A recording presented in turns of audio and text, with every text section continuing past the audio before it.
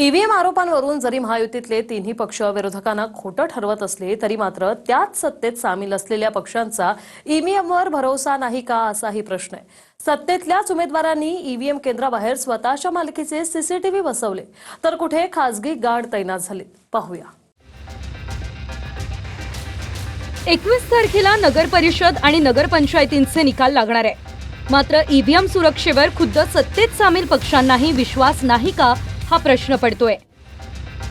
कारण परभणीच्या गंगाखेडमधल्या EVM strong room बाहेर खुद्द अजित पवार गटाच्या समर्थकांनी स्वतःच्या मालकीचे सीसीटीव्ही बसवलेत।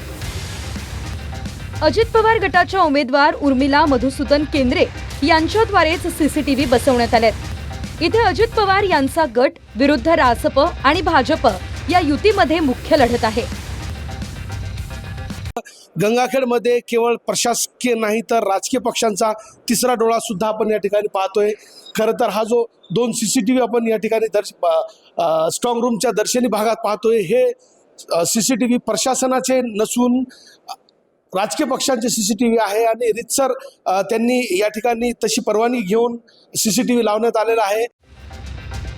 जळगावच्या पाचोऱ्यात शिंदे गटाचे आमदार किशोर पाटलांनी ईव्हीएम पेट्यांच्या केंद्राबाहेर स्वतःचे खासगी गार्ड तैनात केलेत।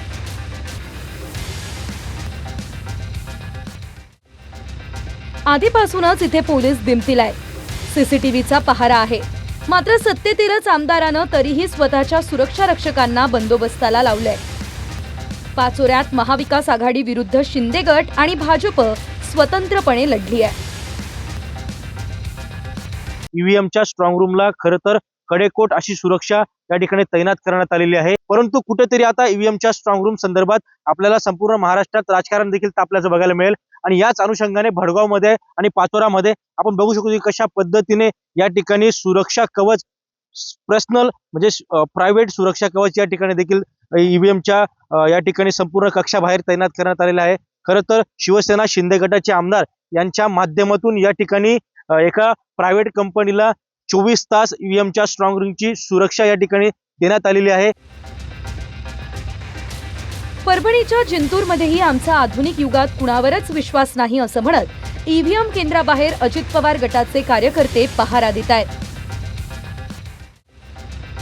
नेमकं मला सांगा, काय कारण आहे? तुम्हाला प्रशासनावर विश्वास नाही का? सीसीटीव्ही सतत सुरू आहे, स्ट्रॉंग रूम आहे, मग तुम्ही का इथं बसतायत सतत? नाही, सध्याच्या काळामध्ये जे निवडणूक झालेली आहे, निवडणुकीमध्ये 3 तारखेला निकाल जाहीर करण्याचा धोरण होता। परंतु काही कोर्टामध्ये केस झाल्यानंतर ही निवडणूक निकालाचं पुढं तारीख 21 वाढ न्यायालयाने दिलेली आहे।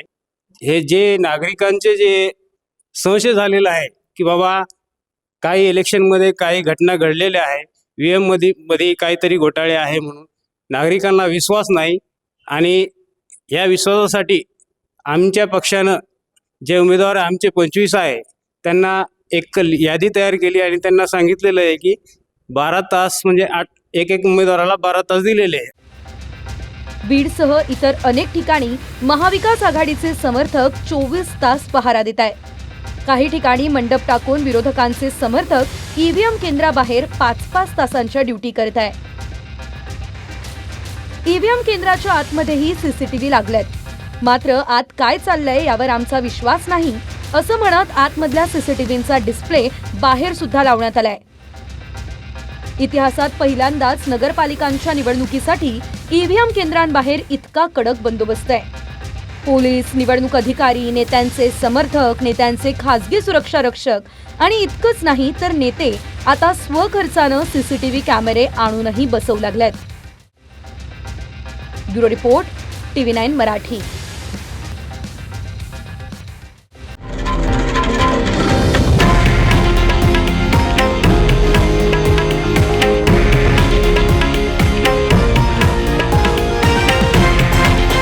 हे आहे देशातील नंबर 1 न्यूज नेटवर्क आणि आपण पाहत आहात TV9 मराठी, एकमेव।